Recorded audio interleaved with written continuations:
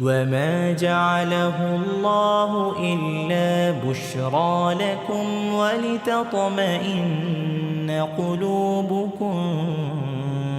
به وما النصر إلا من عند الله العزيز الحكيم ليقطع طرفا من الذين كفروا أو يكبتهم فينقلبوا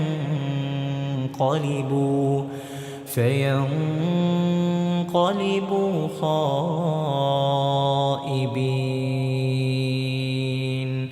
ليس لك من الأمر شيء أو يتوب عليهم أو يعذبهم فإنهم ظالمون ولله ما في السماوات وما في الأرض يغفر لمن يشاء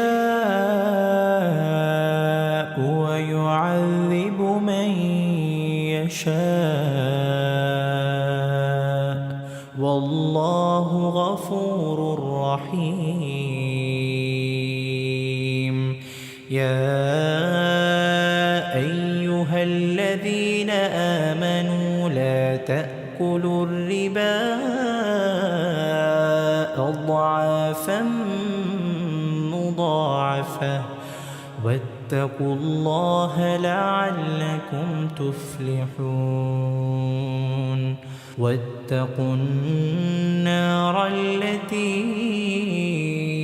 أعدت للكافرين